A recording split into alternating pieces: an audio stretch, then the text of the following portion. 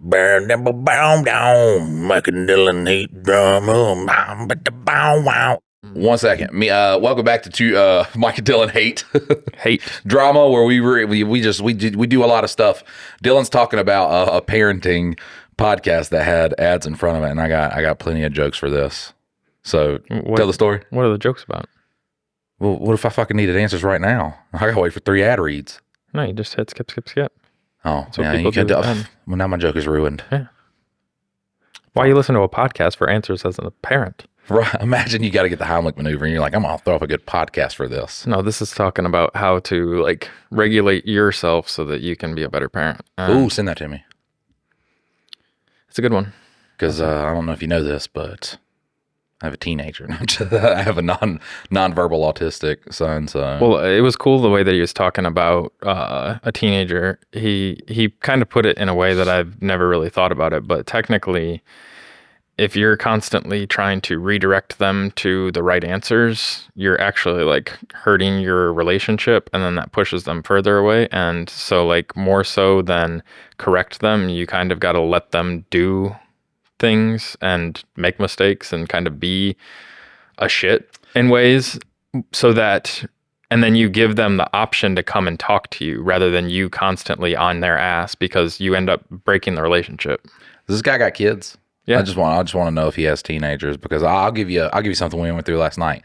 And look, it's the Lord testing me, because they say that your kids will be 10 times worse than you. My teenage daughter, the sweetest girl to other people besides me, the sweetest girl you could ever possibly meet. She's so funny, smart, not interested in like relationships and stuff too, which is fucking awesome.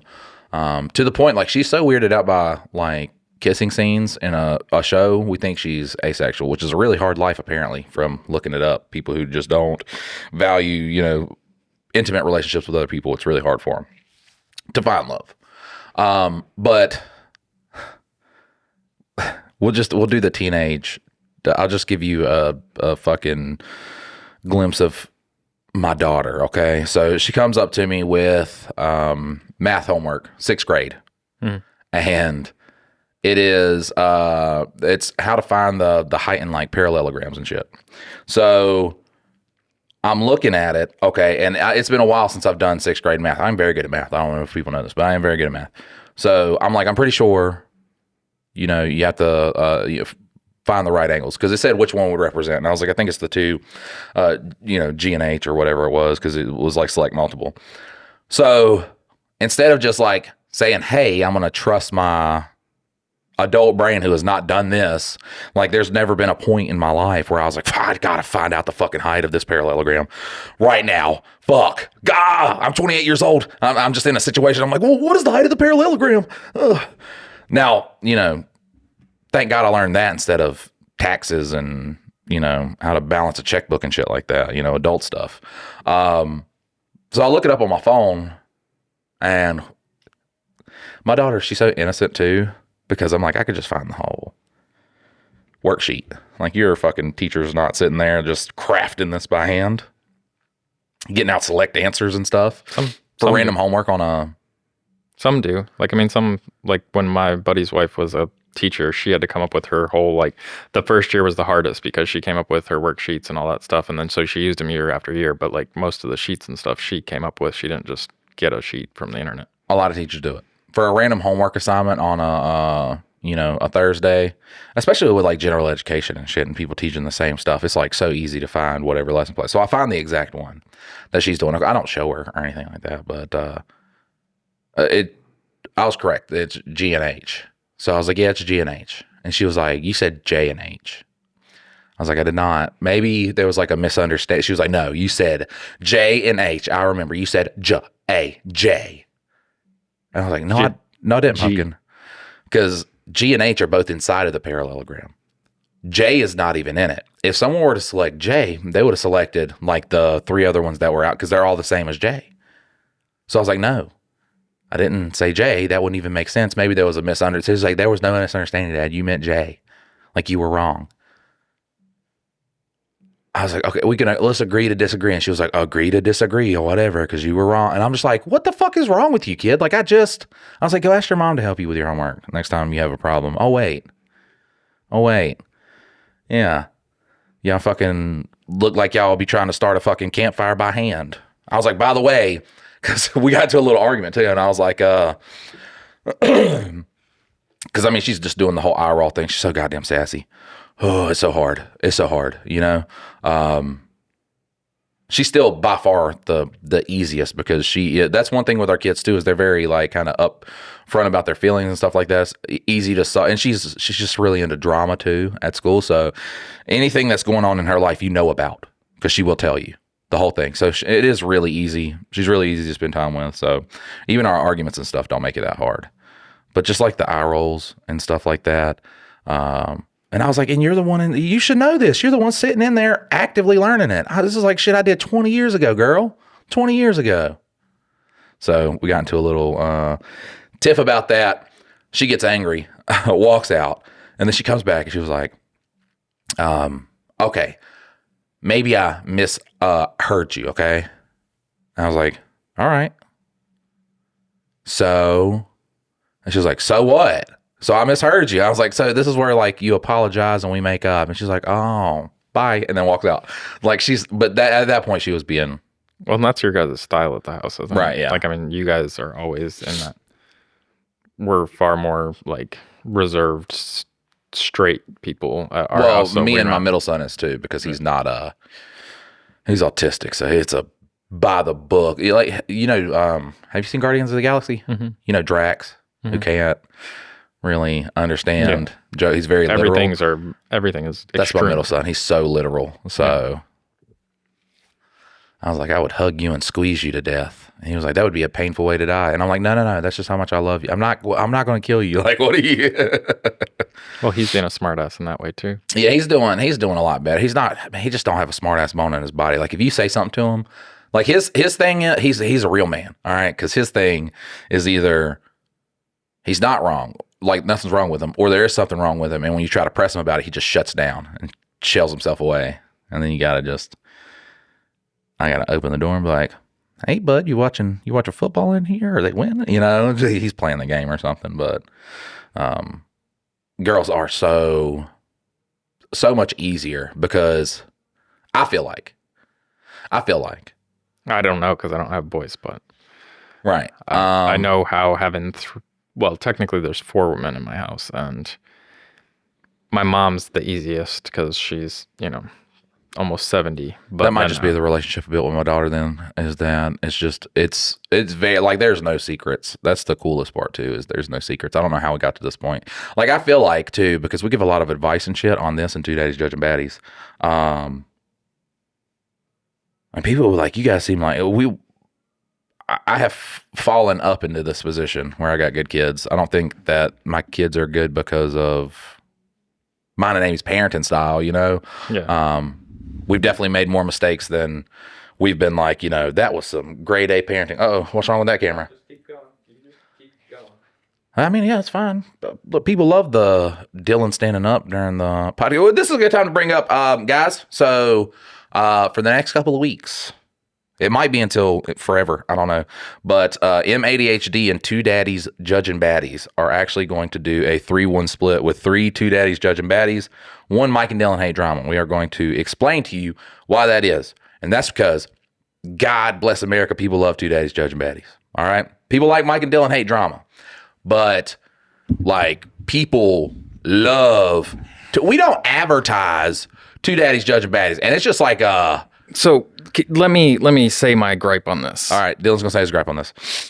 Mike and Dylan Hate Drama was the original Two Daddies Judging Baddies. Yes, it until was. Mike decided to split it, because then it became this thing where it's like, oh, we're just gonna ramble and have this crazy shit, and then we'll have a separate one for the Reddit reads. But technically, when we started, for the first 10 episodes, it was first 12 episodes. It was literally Reddit reads and rambly shit. Yeah, it was Two Daddies Judging Baddies, because Two Daddies Judging Baddies still goes off the rails. It was the exact same thing. You've just somehow changed the name of it, and that's what has occurred now. Right. So, we murdered Mike and Dylan Hate Drama is what we did. We didn't really murder it. I think what we do is like, it's good to have one where we just talk about dumb shit or shit that's happening in the world, and doing it once a week is good because you kind of get a week's worth of what has happened. But also too, if it's like a once a week podcast thing, maybe that's the one we transition to having guests and stuff on. Because so many people hit us up and they'll be like, hey, we want to be a guest on Two Daddies Judging Baddies. And I'm just like, you gonna re-Reddit stories with us? I mean, that's what literally all the Reddit story readers are, is just with guests on. Some random person comes in and they're like the judge of what the story is. That's Two Hot Takes. That's Smosh. Dylan's over there studying the competition. I'm just sitting here No, I mean, I've seen it. I've never watched one like fully, but it's the really the coming host, off as the biggest Two Hot Takes fan. the host, and then there's people on the couch, and then with Smosh it was the host and then people on a couch. And speaking of new content, we could do that where we're a host and we have people on a couch, a black couch. I don't think it will go on these platforms, but I could. I think it could. It's artistic, right? It's, brother, that's a working mother right there. That's fucked up. That is fucked up. But yeah, Two Daddies Judging Baddies, it has just, it's fucking popular. So, and it's getting really, really popular. So we want to get monetized on that one, which, yes, I mean, it is all Two Daddies Judging Baddies is Mike and Dylan Hate Drama. the original. The original Mike and Dylan Hate Drama. Mike and Dylan Hate Drama is just kind of like, what if they had nothing to go off of and it was all their brain for an hour? This complicates things because we do have subscribers on Mike and Dylan Hate Drama. Do we just shut that off and we no longer do bonus episodes for that? Or no, we still do the bonus episode. It's just a once a week podcast now. I mean, but that also, it just, Mike and Dylan Hate Drama is a good thing for like what we're doing. If we're sitting there, if we have a Reddit podcast for new people to come along, it is good to have this podcast. But if we have like stuff going on, we can have the full episode where we explain stuff going on. We're going off the rails about that stuff, which you can't typically do. Like if we have a podcast and say at a moment it gets like an explosion and people are checking out the newest episode, but 45 minutes into that episode they have not heard a Reddit story, that is going to turn them off. So it is good to have, the platform where we can vent and talk about shit. This is a parenting episode, by the way, because after we get into this, we're going to talk about Chris Schultz and just some of the comments that I've seen about the case going on. But we would never start 45 minutes into a podcast without reading a Reddit story. Yes, we would. Brother. You would, because you can talk for 45 minutes straight, but like there's not really the first few episodes you would go off the rails after like a Reddit story. There has to be something that triggers you to be like, and then you go down a rabbit hole. 14 rabbit holes later, we come back out and we're like, oh, we're reading Reddit stories. But I was looking at the Mike and Dylan Hate Drama to put on the Felonious Falafel page, and the first couple of episodes, I'm there. I'm like 35 minutes. I'm like, I haven't even started a fucking story yet. Not even begun to tell a story. I do like these too because, like, when we tell stories about just like life and stuff like that, it's not like you have to have also that we can have the conversation without thinking about the audience, and I do value that as a podcast. It is good for venting. I mean, fucking the bonus episode, what y'all saw me fucking almost cry like 19 times. That's just good to have that. I don't think we have to get into conversation for me to get like real emotional about stuff. So I think there is like the value of having both. And of course, as the bigger Two Daddies Judging Baddies gets, by proxy, they're going to come to Mike and Dylan Hate Drama, so might as well have both. So when we left, what was it? No, it was 2 days ago. We had decided that we were just going to shut down Mike and Dylan Hate Drama. And then Mike sat on it for a little while. And because I was confused because I didn't know what to do with the name, because everything is labeled under Mike and Dylan Hate Drama except for basically Spotify. Spotify has Two Daddies Judging Baddies, but Patreon is Mike and Dylan Hate Drama, or Mike and Dylan. And then the YouTube is Mike and Dylan Hate Drama. Everything is labeled under Mike and Dylan Hate Drama. So if we were to kill that off and then just do Two Daddies Judging Baddies, I was like, how the hell do we even handle that?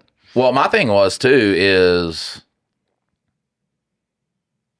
I am all for starting another podcast. It's like when we hammer out the things that we're doing. I'm not saying this is what we're doing. I'm saying I'm all for it as long as it's something that does have a base. As long as it has a base. Like when we're doing Two Daddies Judging Baddies like content, I'm just like, fuck yeah, because we have stuff to go off of. I just love our dynamic too as a podcast duo, because just imagine this just amorphous blob of what is he saying right now?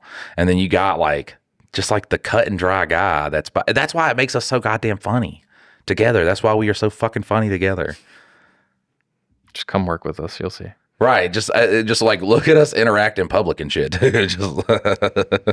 I'm pretty tame in public, unless we're there for a while. Depends on the day. Depends on how much sleep you got. Depends. There's a lot of depends that come with that. If you're in around North Carolina, November 21st, you can come see me judge the beard and mustache competition for Davidson men's cancer. What is it? I can't remember. Cancer always gets me to do the free stuff, man. Well, yeah, it's for charity. I know. Well, all the beard competitions that I've been to are for charity. So anytime someone's like for charity, or if it's like a local place, I just hate charging people money. I just don't like doing it. I'm probably going to shave my beard off after the beard comp. But I won't be able to enter the beard comp because I will have a in with one of the judges, so I won't. You could judge it. Last time I judged you harshly, and you got a great beard this time, so I would enter. I mean, I'll enter just so that they have the money from me entering, but I don't have any hopes or dreams of me winning. But it's a good beard. Last time it was very short, wasn't it? No, I think this is about as long as it grows. Unless I just let it go completely wild, and then it'll get like scragglies down to here, but that's as long as it grows. Yeah, mine, I gotta cut mine. I'm gonna cut mine before the beard club thing, so it can grow out a little bit more. But yeah, I think that what we really do is like we really just focus on the felonious falafel content. Oh, we do have a submission, but we'll get to that later. We're not going to get to that right now. What is that one? 2 random things. All right. Well, we'll wait for that because I do want to talk about the Chris Schultz incident. But so we're back on topic now, or you're still going somewhere else? I don't know, because I started talking, you interrupted me, and it just left my mind what I was even talking about. It's funny how that goes. What was I talking about? Fuck me. What was I talking about? Well, you started in with the beard and mustache thing. If people wanted to come see you, I was saying the things that we need to really, I think, focus on right now is like the repo strategy, doing the obviously the podcast is just the most consistent thing that we had, and then maybe we just like really like hammer, like go double down on labor llama. Right, I know it's weird, but it's just like finding things to kind of do, because we had this one thing where we were gonna, splice me into movies and stuff like that. And we Dylan can put that on Patreon. Yeah, Dylan. We can put it on Patreon as is. Yeah, because that's what Patreon's for, is you get the stuff that we do, but we don't release to the world. So yeah, just because I think people will enjoy that. Dylan did a fucking amazing job on it. I'm not even gonna tell you what it's about. You're just gonna see it on Patreon. But they're movie rewrites. So Mike picks a character. We won't go into which character, what scene, anything like that. But Mike picks a iconic scene in a movie, and then he rewrites one of the parts. And so, yeah, it's pretty funny. Dylan removes the other person and then splices me in there, and it looks pretty good. It does look really, really good. We messed up the timing on it. It is a very timing sensitive situation. Well, the problem was the main character doesn't speak at all, really. Like, I think he's got like one line in that whole 2.5 minutes, which actually it was only like a minute and something, but we made it 2.5 minutes with Mike's added dialogue. But they appear on screen most of the time, but they don't talk at all. And all of Mike's lines are talking. And so the way then you have to have the actual character that's still in the movie, he's talking with it would be Mike just sitting there, but then Mike delivers a line. So Mike would have had to sit there like before every take for like 5 seconds, like actually like acting, like looking like he's doing something. And then also at the end of the take, he'd have to do the same exact thing for like 5 seconds. And one thing that Mike, I think in your head, you're like, that was a long time of me just sitting there, but literally it's like a second between like when you end and then you break. And so I'm just like, please don't break. But I was looking through all the footage. I was like, there's like, even on our worst take, there was not any like end or beginnings to really work off of. So yeah, it fucking sucks. But I had to look this up to make sure I got the like exact thing. If we read, another news report thing, if they get it wrong, I'm going to give you the news too, that because I don't want to get sued. So we're going to talk about not really so much Schultz or Schultes, or I don't know what it is, Christopher Sholtes. I think it's Schultz. All right, so he took his own life. Now, he took his own life. We're going to read this. An Arizona father, this is from USA Today. So if you want to sue anybody, sue USA Today. An Arizona father facing at least 20 years in prison for leaving his 2-year-old daughter in a hot car while he played video games has died by suicide, prosecutors say. The Pima County Attorney's Office announced on Wednesday, November 5th, that 38-year-old Christopher Schultz died Tuesday night. Schultz, whose body was found in Central Phoenix, had been scheduled to appear in court that day so he could be taken into custody ahead of his formal sentencing for his daughter's death. As a part of the plea agreement with prosecutors announced on October 22nd, Schultz pled guilty to second-degree murder and intentional child abuse. The county attorney's office said as part of the agreement, Schultz was facing 20 to 30 years in prison and would have been ineligible for early release.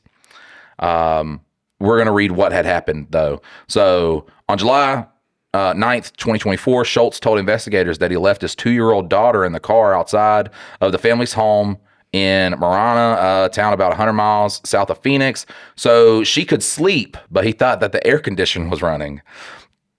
Okay.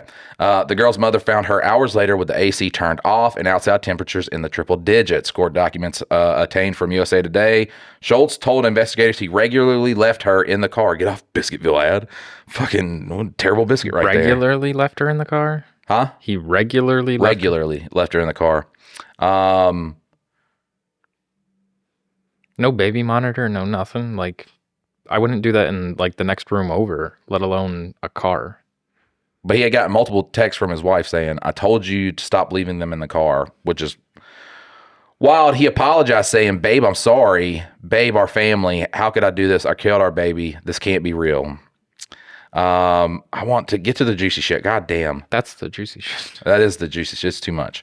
In an interview with police, one of Schultz's daughters told police her father drinks too much beer. He keeps leaving us in the car. When my mom told him to stop doing this, another kid said that. It gets fucking hot out there. Schultz's wife stood by her husband after the girl's death and told the judge he was a pillar of the community. He was watching porn and playing video games while his daughter died in a car, okay? That's the meat and potatoes of this stupid ass fucking USA Today article. Like, I hate the USA Today.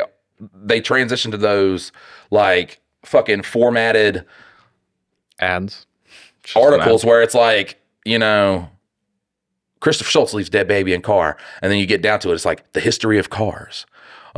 Why babies should not be left in cars. The Christopher Schultz. And it's like, just tell us the goddamn news. It's like, no, we must keep you on here. So all these ads will run and we'll get all this fucking money. I hate the way our fucking society is set up. But he was watching porn, playing video games while his child died in a car. But the mom standing by. That's why. Yeah, it just shows you that's not a good mom either. So poor babies. But the thing that fucks me up is he killed himself. All right. And people are like, you never know what's going through somebody's mind. But in this case, we do. It's 20, 30 years in prison. That's what we knew. We knew that's what was going through his mind. Okay. This isn't like Kyrie Lacey situation where police were like, you wrecked into this old man and killed him. And he was 30 feet away from the accident, wasn't even in the accident. And, the whole world starts hounding on him, calling him fucking, Henry Ruggs and shit like that. He kills himself because he's getting bullied online and shit. Young kid. Wasn't even near the accident when it happened. So this ain't one of those situations. This is a guy that left his child in the car. And a lot of people are like, suicide is not the easy way out. It is. It is. You don't have to live 100%. You don't have to live with the guilt. You don't have to live with the grief, the sadness. You don't have to live with the prison time.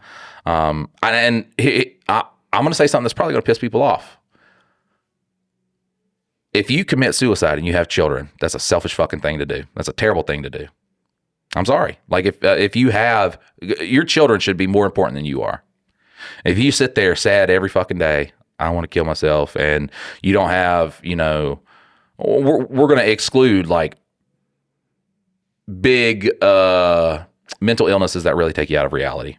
We're going to exclude those and say just, depression.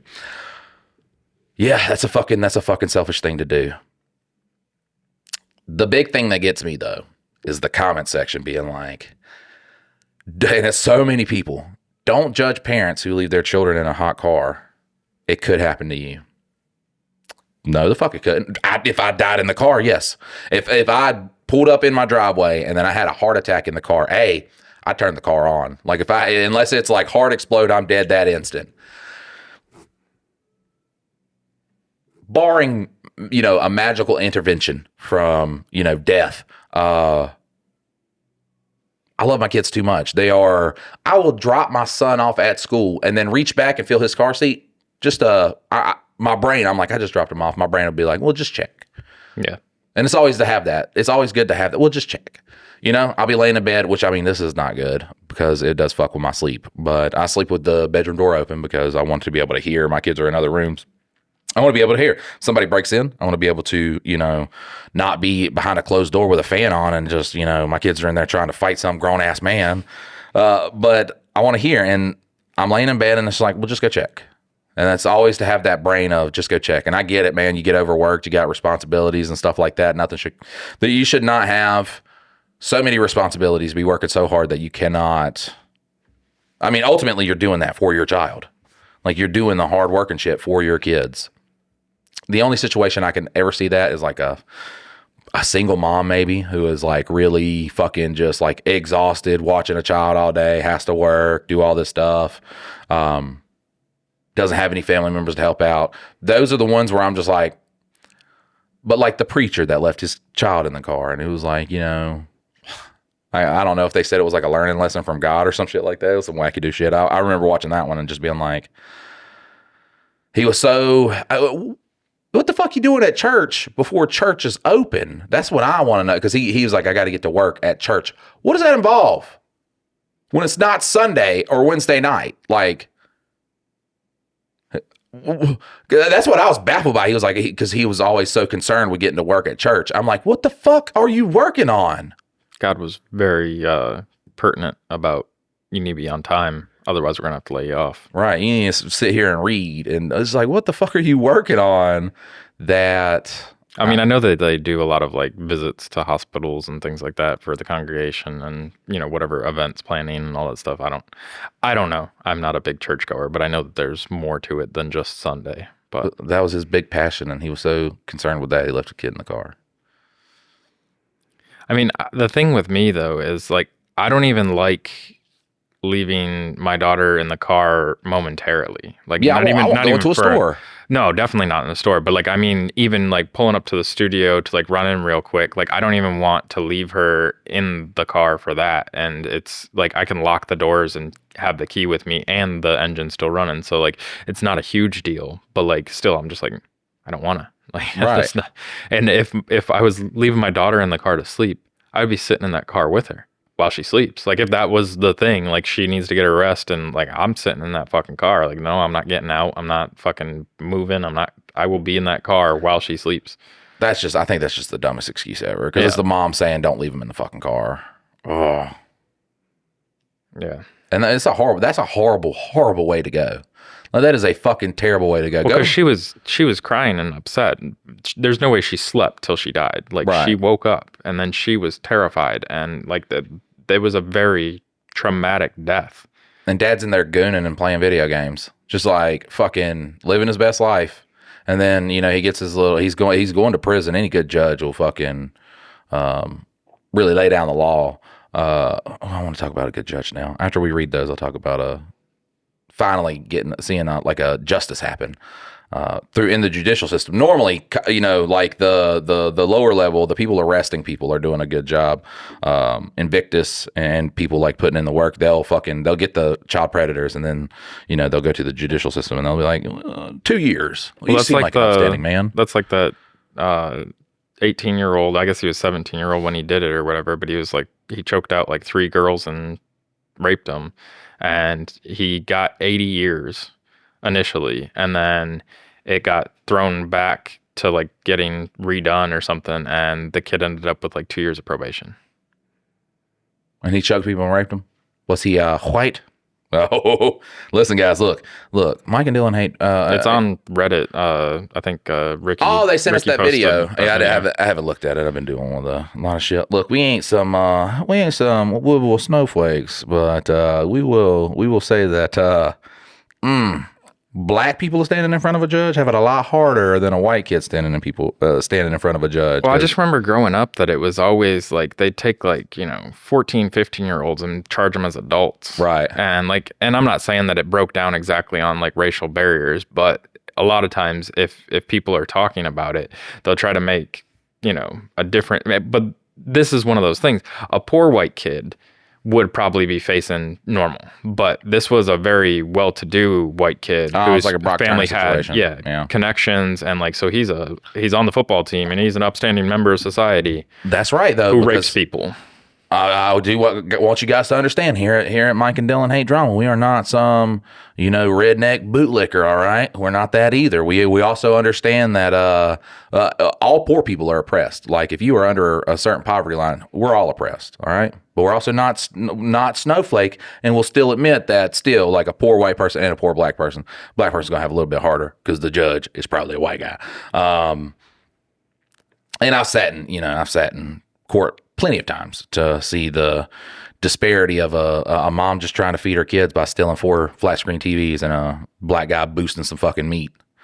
And he was like, well, you could just be honest and just say you're going to sell the meat. I don't know why that's so hard.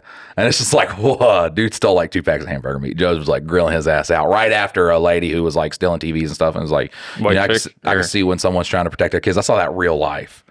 Guilford County Courthouse. Like back to back. Yeah, back to back. I didn't even have a chance. I was like, oh God, is racism real? Like, fuck.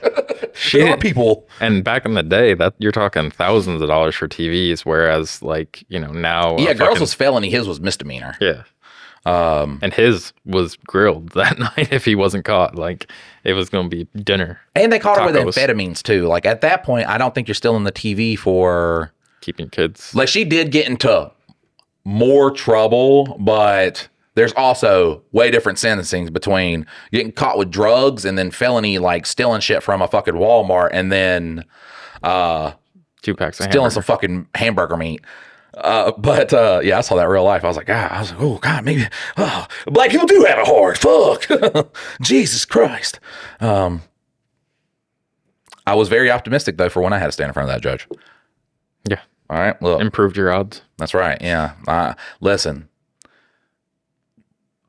to an extent, I do think that white privilege does exist, like in the eyes of someone like an authoritarian that is racist, that can, I think it extends really into that category. To a lesser extent, like when jobs and stuff like that, maybe there's a racist guy, and you can't assume everybody's a bad fucking person. Well, I don't think it's a lottery ticket. Like I don't think being white gives you the things. Correct. You still have to do work. You still Absolutely. have to have some initiative. You have to try. And that was what I used to argue with the guys at the pipeline all the time. They're like, there's no such thing as white privilege. I was like, there is. Technically, like you don't have to feel bad about it, like as in like you did something, but you have to understand that we are working currently. Look at all the black guys that we work with, and they all have prior experience before they came here. Look at all of us. We're a hodgepodge of random fucking, from factory work to racing to fucking whatever the fuck. And we have no experience.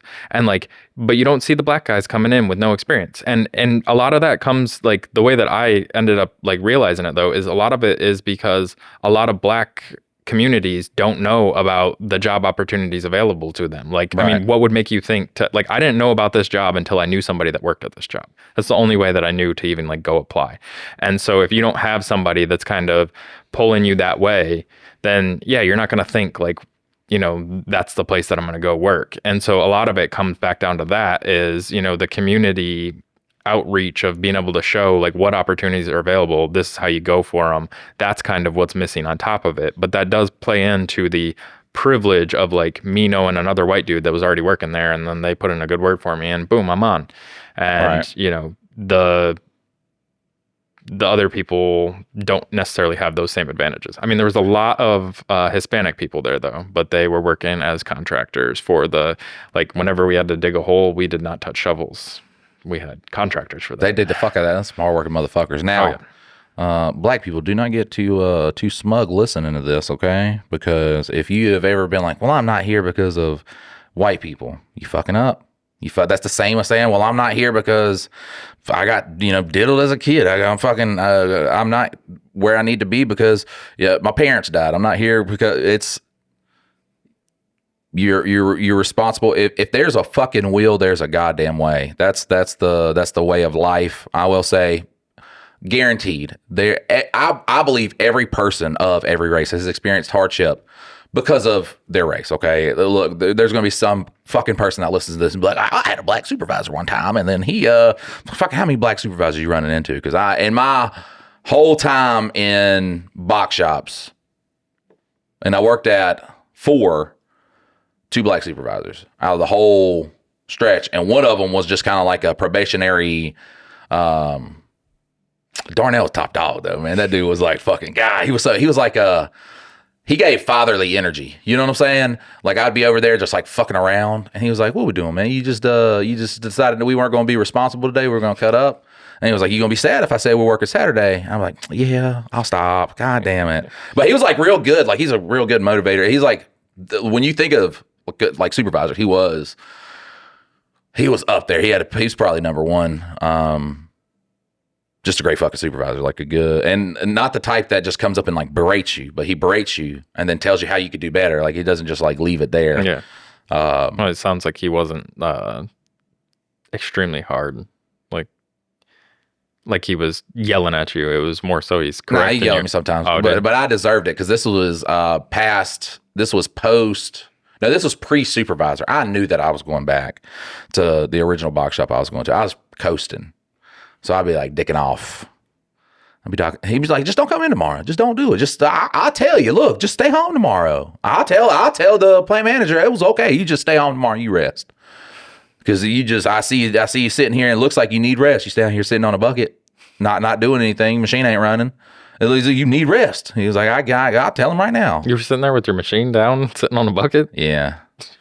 So the ours, because he was the first shift supervisor, but how they would have 2 supervisors, so he would work a half hour shift the way they were doing the splitting the hours.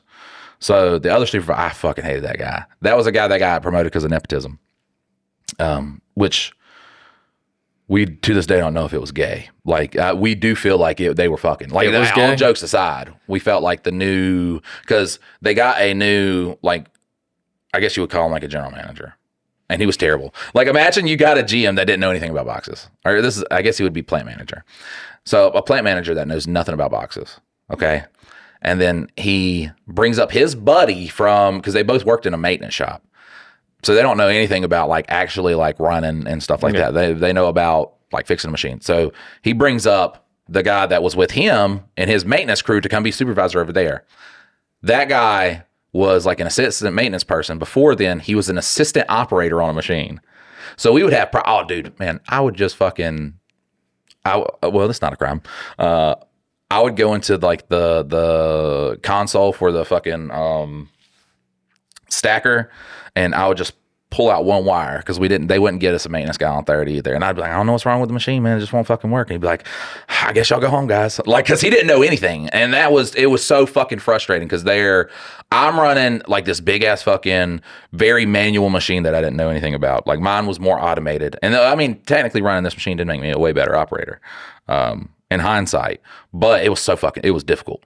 And what's so funny is you got this fully manual, just fucking old as dirt machine with a new age, what do you call them? We didn't have a lot of pre-feeders. So the pre-feeder would feed in, and normally, we did it by hand because we were men, but this had a new age pre-feeder. So it was like, you're dealing with the problems of this new thing on the back of just this dinosaur, that I'm sitting here like cranking to fucking center it, to get it back to zero. So, we could have efficiency in setting up boxes. The thing is too, it would take like 30 to 40 minutes to set it up. And then all the orders were like 35 pieces, 45 pieces. So it was awful. So yeah, by the time Darnell came in, I'm sitting on fucking buckets, man. I'm tired. I just set the fucking thing by myself. They would not they were so lackadaisical on getting you help, especially good help. But yeah, Darnell was that dude, man. So talking about like the weird nepotism type thing, we were kind of going through growing pains at the factory that I was working at, and so they brought in this guy that's like, Six Sigma, Kaizen, like all these like ways to, set things up so that you get more efficiency and out of it and everything. And this guy did not know his ass from a hole in the ground, but like he came in at a position where he was like kind of the boss of the bosses. And it was like, what the fuck? Why is this guy telling, like, he's not here a day and he's like trying to change the way that all the processes are working. And it's like, we get the cool college version of this, like how you're going to make this more efficient, but like that doesn't necessarily work when you actually have people that have routines and like the flow of traffic and all the things going on. Yes, you can make small changes here and there, and then over time maybe you get better, but like he just came in and he had his ass on his head the whole time. But I was in maintenance, and one weekend I had to work some overtime painting his new office. And so I painted this huge dick on his wall because like I had to paint over it. So like I just drew this huge dick on his wall. But then when I rolled it out, the dick was still there. You could still see the dick print on there. But like it went away good enough that like I didn't bother to like do anything to hide it anymore. But like whenever like people would come up to the front office, or I'd go up there to like soak in some air conditioning, I'd be like, do you ever see that dick in his office? And then I'd like point out the little shadow that you could see still. For a minute there you were like sweating, right? Yeah. But like I'd already fucked up like that when I think I was 15 or 16, and my buddy's parents had a rental house. I think they lived in that house and then they moved to where they were living at next, but they had this rental house, and they said that if like we stained the floors and we did all this stuff, we could throw a keg party there. So we're sitting there staining it, and like we're all fucking super stoned. And so we draw this big, huge pot leaf with fucking stain on a wood floor. Oh no. That does not come out. Like you fucked that shit up like bad. And we had to make the floor so dark in order to cover up this fucking pot leaf that we put on the floor. But like we did it. And then I think it was right about the time that we got done drawing the pot leaf on the floor, his parents rolled up to like check on our work and see how we were doing. And we're just like, oh fuck, putting stain all over the floor, trying to cover it up. And then that night we got the kegs there, and I wanted to start drinking, but it was all foam, but I just kept like drinking the foam like crazy. And I think I passed out by 9 p.m. And then I was wearing these pink fuzzy slippers and somebody stole them. Woke up the next day. I was so pissed. That's crazy. That's the craziest story. Like, y'all worked that hard. Y'all so tired by the time y'all are so. Oh yeah, no. And y'all are so tuckered out. Yeah, so tuckered out, and then you got a little bit drunk. You was like, I'm going to sleep. Yep. Fuck this shit. I'm going to sleep. Fell asleep in a chair, and then I think they carried my ass up to the just a random air mattress or something. All right, let's get into the suggestions. So title is Hello. I said suggestions. Let's get into. Oh fuck! We're talking about supervisors, stuff like that. Now I think of suggestion boxes. Yeah, no, this one is kind of a suggestion. Hi, Mike and Dylan. My name is Irwin Turquoise. It's That's okay. You don't have to try. Everybody just calls me E.T. Yes, oh, well, E.T. Now it is your name, and I fucked it up, and I'm just a fucking monster. I'm sorry, Irwin Turquoise. That's the only way that I could. Let me see it. I'm very, you guys know I'm a very good reader. I think that's Erwin Turkios.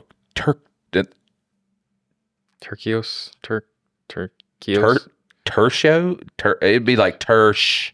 I think it's making the SH sound. Why would it? Like Tershos? CIOS. It's Spanish. Yeah. So I think it would make the H sound. In a way, like a Tershos. Okay. Erwin. I don't fucking know. Like I tried. I've never seen it before. Well, the only reason I tried too, because I was like, that's a made up fucking name. But he said like Aragorn Turquoise, so I thought like we were like a furry or something like that. You know what I'm saying? Yes, E.T. phone home, sarcastic, haha. The first time I've ever heard that. I live in North Carolina. We'll come on by to the beard comp. All right, yeah. Just wanted to say you guys are cool, and I am that truck driver that gets to listen to you guys, and also mayonnaise dick. Thanks for throwing that back in, because we ain't saying. But that's if you say it all the time, it loses the luster. It loses the thick grime of a true mayonnaise dick. Well, Throw me a pod, dog. Give me some of that. Give me some of that nicotine. I'm on a different one. Jesus Christ, Dylan is the person. Like, is it on sale? Yeah. Like with cigarettes, anything. Yep. When he smoked, it was like, is it on sale? What milligram? 3. Oh, we tapering down. Who is this? Huh? Is this on? No, it's a Velo. Or Velo. Shout out Velo Velo. for giving me nicotine during the fucking podcast. I think it might be Velo. I don't know. So I don't really have a story to add today. It's more of a favor, I guess. Instead of saying Mexicans every time, can you please just say Hispanics or Latinos? Unless you do truly only mean you like Mexicans. Let me say that again. Unless you only mean that you like Mexicans, then I guess I can't say anything about that. It might not be a big deal to you, but as a Hispanic, it means something to me. My family is Salvadorian. Both parents are from El Salvador. It's just a small detail that makes a difference. Love the podcast. You guys are awesome. Oh man, look at this. And now you don't have to double down. All right. Now I got a Mexican in the goddamn fucking advice saying that I'm not nice enough to fucking. You know, that's super offensive. That's super offensive. Fuck yeah. El Salvadorian. God, yeah. The more south you go, the more even like Hispanic people don't like you. So I think El Salvador, that's what was that, Southeastern?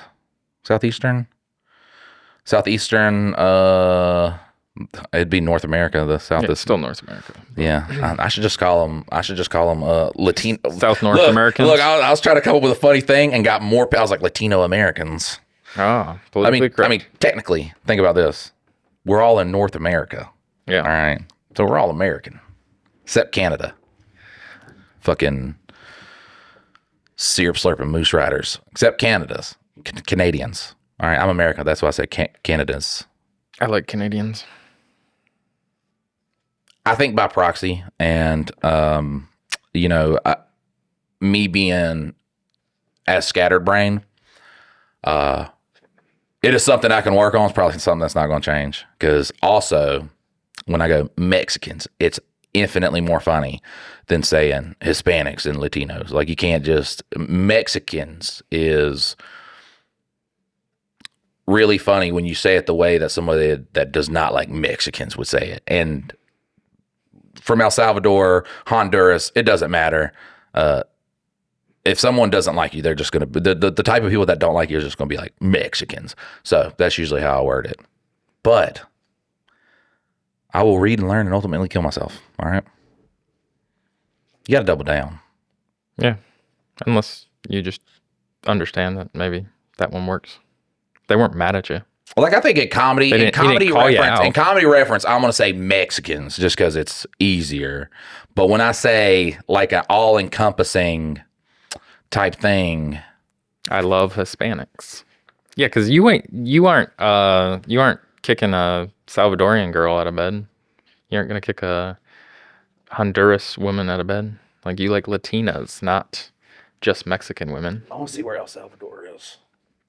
I feel like it's gonna be like. See, when you're talking about booties, you make sure to use the correct term. You say the Latina booties. You don't say Mexican booties, because then I do say Latina booties. Yeah. Oh my God! Look at me this whole time. So you're PC on the one. Damn, they're more southern than Honduras and Guatemala. So just a little bit above Nicaragua. Like, the farther you go down, the darker Hispanic people get, and then which causes racism inside of the whole. What do they call that whole encompassing area? Because they don't call it North America. What do they call it? It's fucking Central America? Well, I guess. Yeah, I think they call it Central America, which is wild that it's the same continent as North us. America. Yeah. I believe that's North American, buddy. Well, they do say South African, and I guess, which South Africa is a place, but they also say South Africa in reference to like Southern Africa, Southern Europe, or Southern European countries. So, okay. Look, me thinking that it was actually bore of racism. There's so many. Oh wait, that's departments of El Salvador. El Salvador has departments. What are that, states or? Yeah. Instead of like territories or, I've heard territories, states, provinces. I've never heard departments. Mm-mm. Which if I had a country, that's what I would do because it would be business as fuck. This is me just now learning that Costa Rica and Panama are literally connected in Central America. Also, okay, Guatemala and Honduras, Nicaragua, Costa Rica, Panama, and Colombia, confusingly, are labeled as Central America, even though it's not. It's on. Mexico is not Central America. That's North America. But when they refer to Mexico, they still say Central America. I'm pretty sure. I thought Costa Rica was just like an island. Jurassic Park made it look like an island, right? Well, yeah, I mean, Jurassic It all Park was connects supposed to be South America. Like, so. Look, now I feel bad. Why? Wait, yeah, because, El Salvador, because they're getting hate from me and other Hispanics. I don't know, Hispanic sounds racist when I just say Hispanics. Latinos. That's like saying blacks and whites. Look, I am not PC enough where I'm going to like, people of color. And I'm not like racist enough. No, I wouldn't even say racist, just like the Gunther to just like refer to blacks. Blacks and whites. I say black people, white people. I throw the people on it. I still think it's so funny. The whole look, people of color. And what do people of color like to do? They like to shorten phrases. When Joey Swole said color people, and it's just like, he was like, that's wrong to say. Yes, Joey. Took out 2 letters. Yes. And 2 spaces. Right. And you flip the words around, which we do like shortening words. But also, this has been something that's known since, they had, a colored fountain and then, white fountains. Then it's probably not good to refer to black people as colored people. Well, technically, that encompasses everybody non-white. So here's the deal. For jokes, I'm saying Mexicans because once you make the joke too long, you ruin it, okay? But outside of that, they're technically right though. So you're already PC with when you're talking about booties though. Like when you throw booty in front or behind. Because Latino, yeah, I'm PC. Because man, dog. Look, listen. From Mexico all the way to the tippy bottom of South America, it's just perfection. All right, look, perfection. I'm sorry. And I know people are like, oh, skin tone shouldn't determine. Aren't people like mad at people for like, I guess they're saying that it's like fetishizing, like. Stop looking so goddamn good, Hispanic women. Like, what the fuck do you want me to do? Stop being beautiful. Like, sorry, don't fetishize us. That's like, Asian women have it vastly different, though. Oh, but that's like a weird, situation. That's a weird thing because it's like, in their brain, it's like a submissive thing too. Like there's a whole bunch of shit that actually does go on with the fetishization of like, Hispanic women, the fetishization of like black men. Those are, but Hispanic women, I'm sorry. I'm sorry. I'm fucking like, imagine just like they're like, all right. So when you think of a Latino woman, you think of sexy. All right. And if you're getting jumped, she's definitely like hitting some people. She's jumping on backs and shit like that. So it definitely has, I think, a different perception than like, different races when they get fetishized. Well, I mean, I don't consider it a fetish if it's just like you find them to be the most attractive. Like, right, I find black women, yes, white women, yes. It's just fuck, man. I don't know, women. Yeah, that's the craziest thing though. Is like women, right? End there. You know what I got to thank for, man? The fucking black women track runners. Oh, yeah. You look at like all the other races do it, and they're just like skin and bone out there, just like running. Look like fucking black women are out there, just thick as fuck, just. Like super muscle legs. Sexy as fuck too. They're all, I don't know why also. It's just like, I think it is a requirement. I don't know what America's doing, but it's just like, yeah, I believe there are faster women out there than the team because they're just like, we're just going to get all attractive women to do this. Because it does look like that, dude. Watch them. I'm just like, what? There's no way there wasn't one that was just like fugly. You know what I'm saying? Like, if you lined up a bunch of guys, there's going to be more ugly guys than conventionally attractive. What's about what's on the inside? No, we're all shallow people here, okay? Yeah, but if you're an athlete, you're Oh yeah, I technically guess gonna you're be, more likely to have the jawline and stuff like that. or you're just going to be in better shape and Yeah. more nutrition, healthier. Like, I mean, all of us. Skin's like, gonna be good. Yeah. I hate to say it because I've always thought that you can be attractive. Like, I mean, even like the ugliest person technically can be attractive if they take a couple steps to like try and just keep themselves together. Like, if it is, you know, exercise or if it's eating better, like you can be at least on the scale higher than what you think you are now. But then you see some people. Yeah. And you're it's like, man, what? That sucks. that's tough. You got a tough go at life. I think the saddest one is the dudes with the chins that also like bleed into the neck. And it's like a downward thing with the lips like pick her out like that. That's rough. That's a nutritional thing, right? I think it's like a fucking birth defect thing. But yeah, nutrition. I think a lot of it comes down, like the reason why we have to get our wisdom teeth and everything pulled is because we don't like chew over centuries and centuries. Our food has gotten softer and softer and softer and less nutritionally dense. And so like back in the day, you used to have like strong jaw muscles, but now we have like technically weak jaws because we don't eat, you know, we're not trying to rip through shit. Most of our stuff is like the meat's cut and cooked tender, like the bread's nice and soft. Like there's no real work that your mouth has to do to like build up the muscles. When we bring the workout, we got to get to that too, because especially before we start shooting the Adventures of Clever Sykes, I want to be around like 220 when we shoot that. Which technically, like I can easily like stick to diets and stuff like that, drinking non-calorie and shit. It is very easy for me. A lot of it is I just want to do it. I did it before I lived healthy and living like this. And I try to not like take it too far. Sometimes I do take it pretty far. And we have a very sedentary job. It's not a lot of physical labor going on. I think it's what we build into it, because there was a minute there that we were going on walks and like talking things through while we walked around. I think it was when we were quitting smoking. Right. So we're back on nicotine again. And so, you know, there's no reason it's okay to be on nicotine. Like I'll do the pouches too. We just got to be making fucking progress in something else. If I'm just like sitting there doing nothing, I'll just be like, well, I'll just fucking smoke a cigarette. Like if we were sitting there like fucking working out and shit, really improving cardiovascular health. But middle son wants to work out with us. So I think sometimes we can bring him down here. He's like, you know, he's 9. He weighs 50 pounds, so he's dramatically underweight. Oh yeah. Which they're looking at, like he's like going to like endocrinologists and everything. And does he eat good? Sometimes, like he is our most pickiest eater, but also he still does eat a wide variety of things.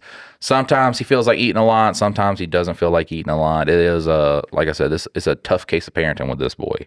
But I think just like instilling that, because he's gotten a real big love for barbecue chicken. So I think what we do is we just go ahead and like instill like a good like base around that and trying stuff out. And then 10 different things you can. If he's working out with us, we can make it like a big deal. Dude, he already has like the 6-pack app. He has muscles and stuff too, which is a good sign that he'll be able to like put on weight and shit. But he loves like, you know, boiled eggs. I don't understand how anybody can fucking, I mean, I eat them. You're just going to die afterwards, like hanging out with me. I like deviled eggs if we're going to do it that way. Deviled eggs are, that's my weakness. Oh, those are, yeah. I swear. Give me some deviled eggs and a couple of Latin. I swear I've been chasing, you know how they say like once you do crack, like you're always chasing like what it felt like that first time. I feel like that's my deviled eggs experience, because when I was a kid and I the first one that I really remember, and I'm just like, they're still good, but none of them hit the mark like that first one, like that fucking just can't be beat after that. And I'm just like chasing that high of like, how do you make deviled eggs that fucking good every time? And I still love them. They're great. But I feel like I'm always like chasing that high of the first delicious deviled egg I ever had.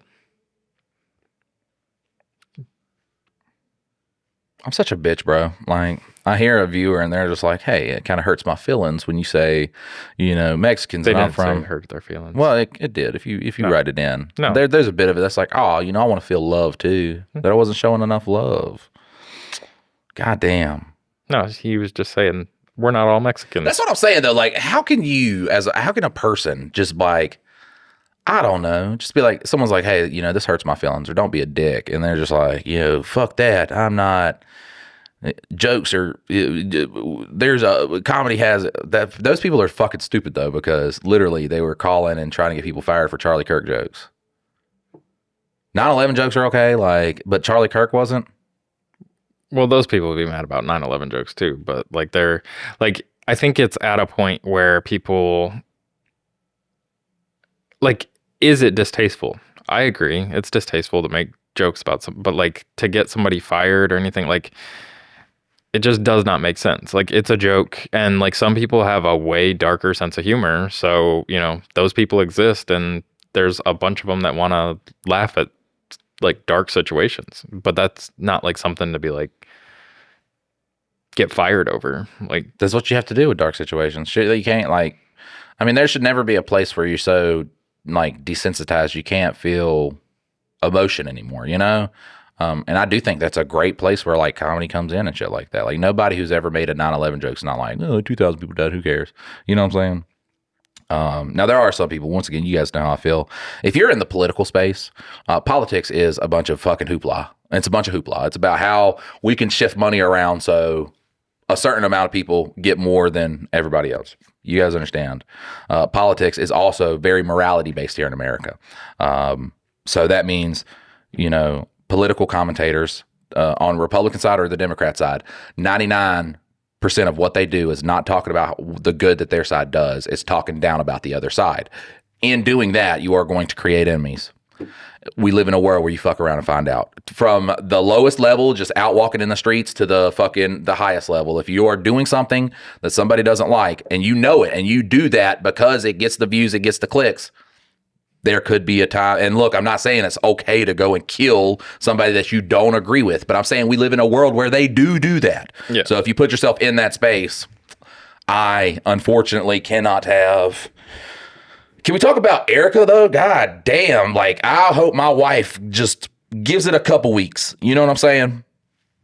Gives it a couple weeks before she launches herself out of a cannon with fucking fireworks. what's Erica? Erica Kirk, I think that's her name. Charlie Kirk's wife. You know what I'm saying? Just like give it a take like 2 months off. Don't immediately just be like, I'm head of the business now. And have you seen everybody talking about her and JD Vance really hugging it out? Very emotional looking hug too. And now JD Vance is like, he's trying to, you know, he's letting everybody know that he wants his wife to really convert to Christianity and be that type of woman. And I think it's a play. So when he leaves her and then gets with, What, JD Vance's wife is not a I don't Christian? fucking know. I don't know anything about this magical made up fucking politics that's the funniest shit, man. 99% of the shit is just fucking made up. Like, half of the shit that we talk shit over, all of this stuff is fucking made up shit. It is career politicians. We are not a country that is represented by us. We are a country that's represented by people that have went to school to learn how to be lobbied very well. You know? Who don't really give a fuck. They don't give a fuck about your issues. They don't give a fuck about anything. They learn how to talk to you. They learn how to say the big buzzwords and stuff like that. Once somebody goes to school and their whole job in school is pretty much teaching them how to talk to somebody into getting what they want, sans a fucking salesperson. You know what I'm saying? Sans a fucking salesperson, which honestly, if you go to school to be a salesperson, that should be the number one sign that you probably shouldn't be a salesperson. Because I'm sorry, dude. If I go to a car lot and a dude that is coming out, look, he's got some gruff on his neck. I know this guy fucking just started doing this shit when he was 18 because he knew how to talk to people. I'm like, fuck, man, that guy's going to fucking, I'm just here to get my goddamn oil change. He might talk me into getting in the car, like I got to drive away. But it'd always be the college ones that are like, I got to go down the checklist of stuff. Bro, sit there with a guy who just like, you know, he's 18 years old, you know, fucking guy in the community, probably work for his dad, helping his dad out with whatever business he has. He'll just sit there and he'll just start talking to you.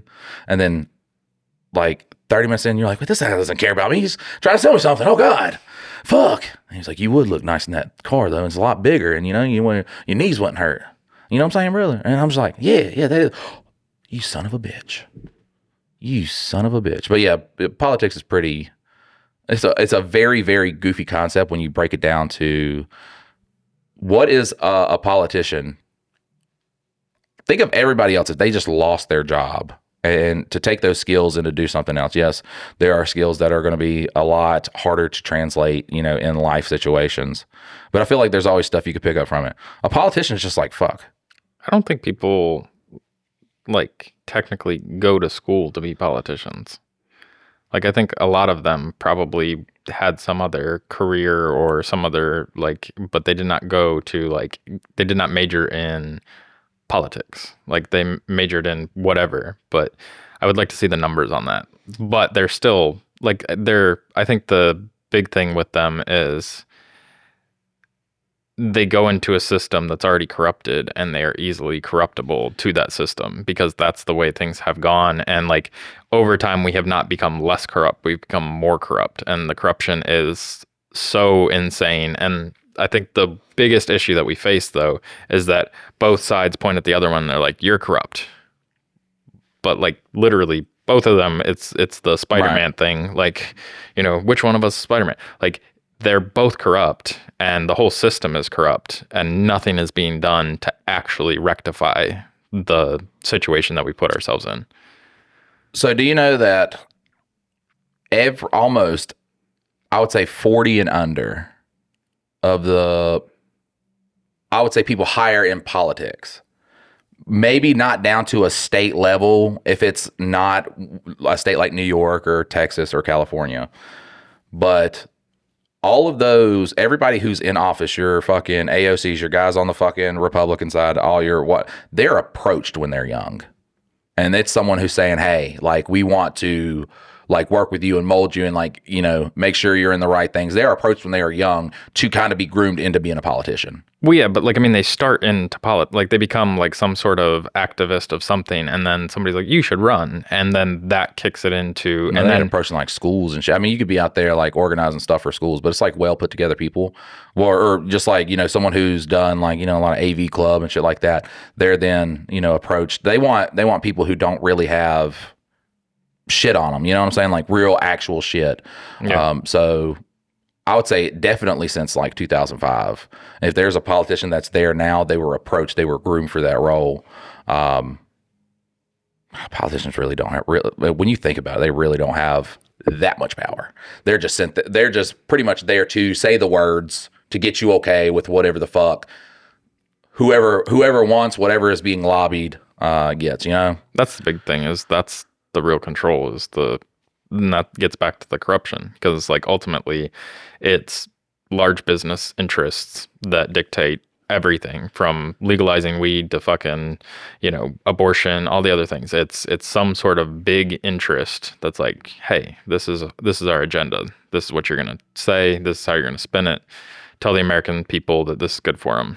Come back and we'll fund your next election. Right. And we'll also take you on vacation, and we'll make sure that the best stock tips to, make millions of dollars while you're making $100,000 a year. But this is how you know it's all corrupt, though, because if you think of the Democrats and what they represent and their whole, I mean, they've been a, abortion to an extent is perfectly fine, for a while now.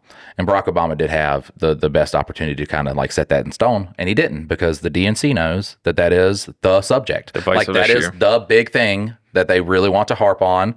They haven't really got anything that really get the masses going like abortion since segregation. So when there was a chance to kind of solidify and protect that, they did not do it, and that shows you that their ultimate goal is to have you argue and divided. So because that's going to be able to have them pass laws easier. It's going to have them, fill the pockets of the people who, pass the laws of the people who want laws passed or want, tax breaks and shit like that. So it's also corrupt. All right. So we can finish this episode out. Title is Question for Mike. Uh-oh. On the Do Dogs Have a Soul episode. Good name. That was a good name. It was. Wasn't it? Mike explains how he doesn't like the writers for comedians or even singers. So my question is, does he hate wrestling too then? Because everyone's persona comes from management. Some fail, some succeed, but a lot depends on the person acting, playing out the role they are given. No, they don't. Historically. And look, I don't watch WWE, but now you've fucked up. You have fucked up, good sir. There has never been a purely scripted The writers come up with this idea and they try to push it to you. Think of fully scripted. We brought this guy in to be the guy. Okay, Bobby Lashley did not work. Who are other faces that Roman Reigns did not work? When did these people start to work? When they started to play off of their own personalities, which is a very fucking known thing. Like in the Attitude Era, the biggest era in wrestling, it was people being themselves. Stone Cold Steve Austin did not, management had him as the ringmaster, and then when he was like, no, I want to be like, more of like the badass country type, they were like, okay, Frosty McFang. It is not. It is people. It is those guys. Them guys, they made themselves stars. There's never been a wrestler who has, from writers' ideas, become the most popular person. John Cena was about to be fired, and he was rapping on a fucking bus, and Stephanie McMahon said, you can go do that in front of the audience, and they loved it. And from that, he built him up to be a superstar. The writers, if anything, have only hurt superstars. I'm sorry, Vince Russo, like when he had started writing for WWE during the Attitude Era, literally he went by like Jerry Springer concepts, and the only reason that he did not get fired immediately is because he was then working with talent who weren't so reliant on the writers. Like they could hear ideas. Also, he had a lot of other sensible people that could be like, this idea is fucking stupid, which is why you see him, become trash in the WCW. So then also think about WCW and their stars. A lot of those stars were old, former WWE talent. And then you have the mid card who notoriously were never pushed, never were written for, just told out to go out there and do their own thing. They became vastly popular, not because of the writers. So never in WWE has anybody became popular because of what someone has written for them. It was them doing it, them putting in the work, them either being, very charismatic, or them being just a worker that everybody could see just bust their ass, always puts on a fucking show. It was them. It was 0%, I would say 0% writing. Writing they have never had a WWE plant that came in and was just the guy. It has never happened in the history of wrestling. Terrible example. I will back up though on my comedians. The whole thing for like stand-up comics is you should write your own materials, just because in the world of stand-up comedians, the vast majority of the great ones, they're writing their own stuff. Kids coming up, they're writing their own stuff. You should not be getting jokes from other people. Definitely not stealing jokes. If you have a ghostwriter, cool. A lot of the top ones, when they get to the top, they do get ghostwriters, whatever. What I'm saying is I value someone who writes their own shit more. I'm not saying you can't be funny. I'm not saying, in essence, it's just incredibly wrong. You should never have a fucking platform or whatever. I'm just saying that, honestly, also, a lot of the one you could tell who is just kind of like themselves and sticks to their own writing and shit like that. I just like I think everybody likes it though. And I think that's why people like the podcast. It's because it's people being themselves. It's not people being a fucking character. Especially in wrestling, when you see that, it's those, like, yes, there are wrestling characters that are drawn up and designed to, the matches are predetermined and yada, yada, yada. But it's ultimately the greatest characters of all time was someone being themselves. And even Hulk Hogan, like, I would say he was the most kind of like a lot of the organization did have to do with something like who he was. But still, like, if you give anybody else that persona, they fumble it. It was because he had put in the work to look like he looked like a superhero. He looked like a guy who said, like, hey, if you want to, be like me, you got to fucking do good stuff. And yes, some of that is writing, but it's ultimately up to fucking Terry Bollea to fucking, give that to people. Yeah, but I think that was my argument during the thing, though, right. is like, you need the person to go out and do it and execute it, and they've got to be skilled at what they do. Simply having somebody help you write jokes and stuff, like, just to stick with comedian. With the Hulk Hogan thing is he did steal a lot of things from people. Like, a lot of his catchphrases, the things he did in the ring, were stolen from people. So that's a kind of a terrible example. But like, the whole thing with it though is that you were kind of saying a comedian that has any sort of help writing was lesser, and that was my kind of debate to you though, is like, it's the personality, it's the showing up, it's the performance. That's what matters. I mean, it's like, technically faulting an actor if they didn't write their lines for their movie. Like, it's you got to show up and you've got to execute to the point that people believe that it is you, Right. whether you have help writing it or not. And like, does that make somebody who does it all on their own probably more skilled and better? Yes. But like, if you put the two against each other and this one is a better performer, even though he had some written lines, like it's not about just that you wrote it and did all the stuff. It's whoever gives that final performance that is the best thing ever. We just dilute things when we go too hard on it, though, because then you do have plants. I'm sorry. There is probably the biggest comedian of the 2010s. That guy's a plant. Like he was not in the scenes like fucking working, fucking going to all these open mics and shit, honing his fucking crafts. He's a plant. He's a charismatic guy. And they were like, we're going to give stuff to Kevin you. Hart? No, we're not talking about Kevin Hart. And all of this is alleged, just another guy, a different guy. But he did appear from fucking nowhere. And I mean, this is me during, watching HBO and fucking, Comedy Central and kind of keeping up with like, who was fucking up and coming and shit. I'm sorry, you start to kind of dilute things when you do that, because now it's no more about hard work, and that's craft though. That's the craft. The craft is like coming up with your shit, delivering it. I guess if you're not good at that, like if you're not good at the delivery, sure, you could pair up with a guy who, and I'm not saying, this person was completely, supplanted. Like obviously they have a fuck ton of talent. They have charisma. They have the ability to also write jokes, to storytell and stuff like that. It's just, it doesn't feel good. You see how many fucking indie artists can't fucking make it, but then someone has their whole album written for them. They sing a song and that's what's on the fucking radio. That's what's pushed, So and I think that also probably goes along with it too. Like if people just had fair shots at it. There's no such thing as fair in the world, like at all. Like there's people that are gonna get a way better job their first time out interviewing for it, and like that's just the way the world works. And there's not enough room for literally all the talented people to be the top of the class. Like it's just not possible. You have to get those lucky breaks. You have to get in the right spots. You have to meet the right people. You have to like get promoted by the right people.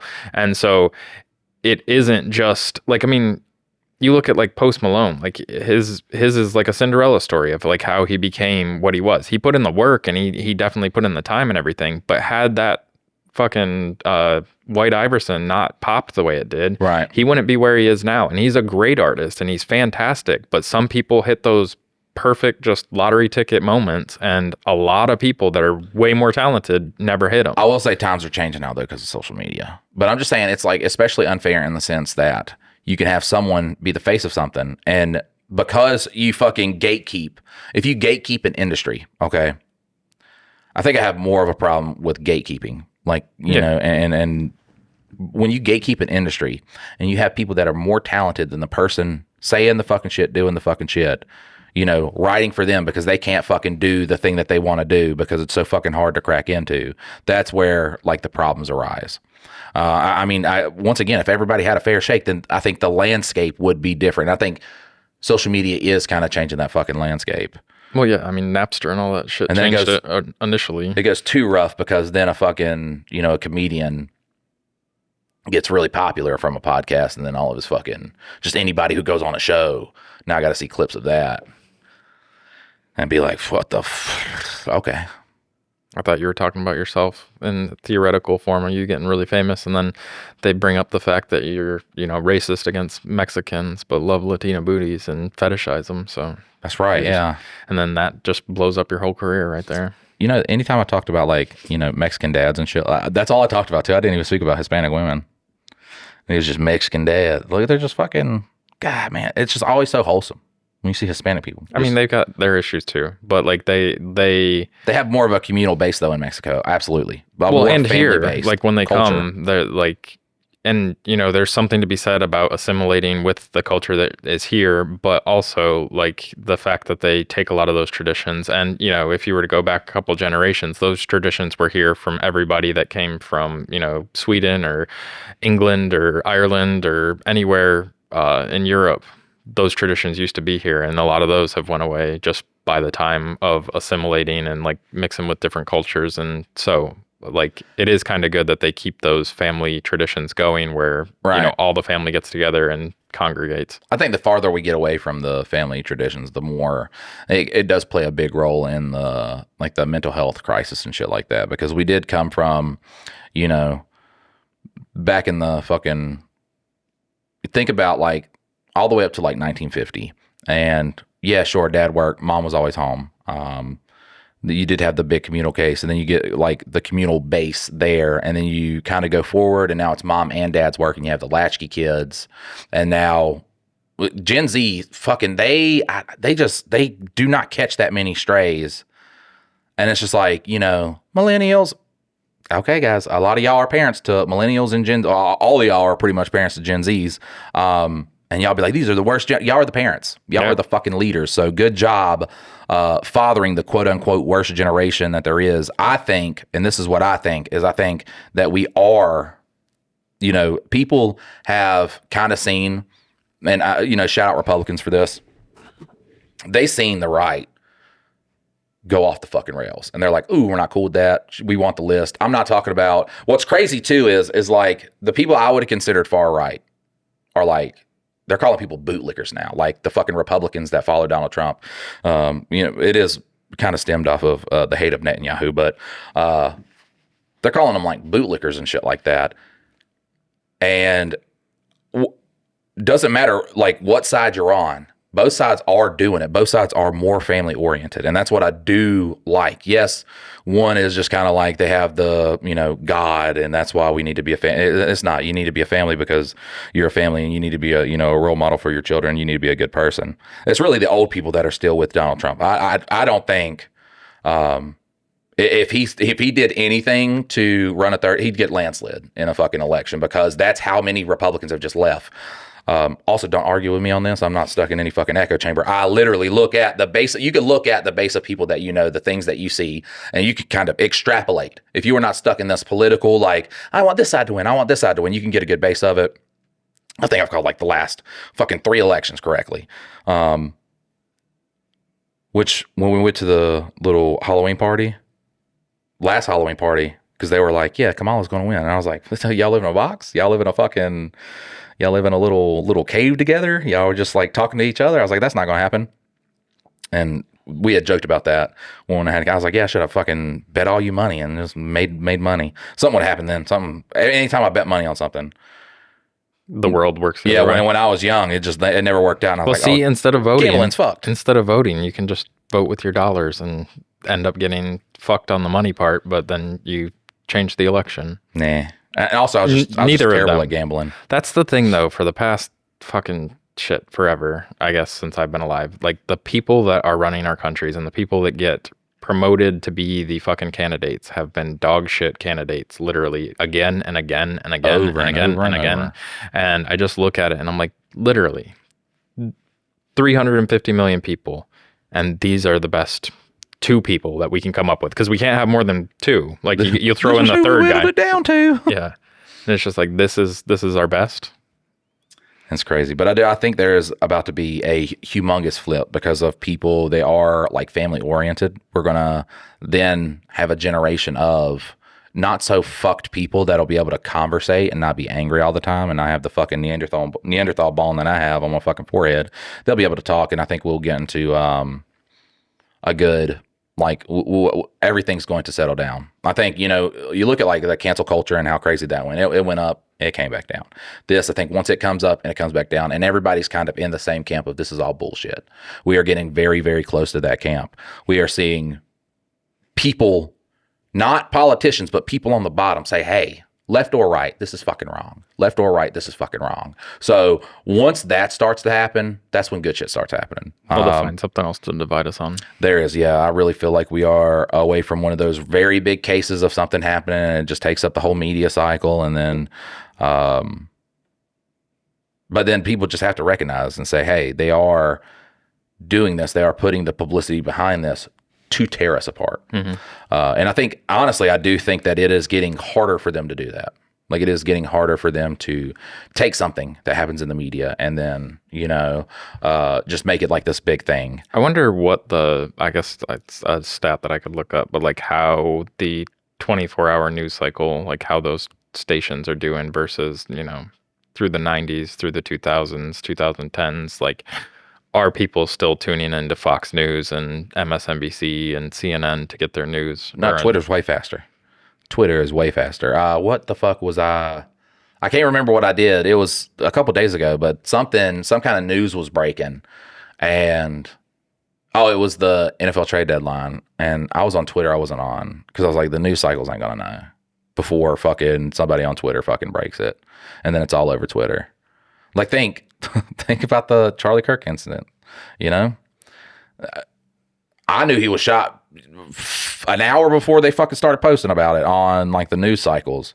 I knew he was dead immediately. So you do just get faster fucking news in the time of social media, which is why I had some people trying to tell me that Charlie Kirk isn't dead, as in like he was never shot. It was all a psyop thing. He's on an island somewhere. Probably with Tupac. Just chilling. Him and Tupac going to come out with an album. We could probably get Soar to make that. We could get Soar to fucking make Charlie Kirk and fucking Tupac a rap song. Make Charlie Kirk train it on whatever homeboy's name was, Ben Shapiro. I will say it does his whole death, his whole circumstance around his death. Like, what conspiracy has there ever been where you're like, ooh, we really feel like these people are behind it, and then those people come out with a video saying we had nothing to do with it? Like, why would we do that? That's fucking weird. That fucking fuels it. And then just look how fast they buried Charlie Kirk. Like, look at that. Someone who, if you're listening to this and you're a Republican, you probably respected this guy. Look what that side did to him.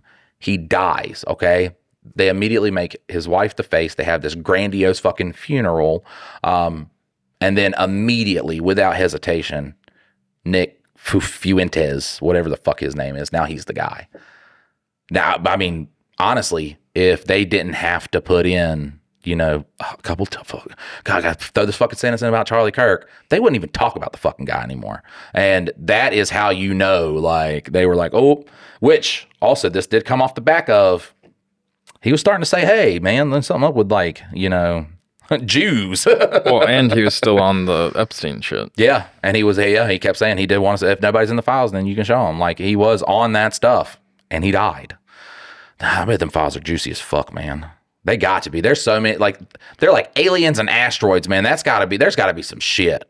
Well, it's the JFK assassination all over again. It's like cover up every little bit of this that we can and then give a narrative. They're going to put out, at some point, they're going to put it out.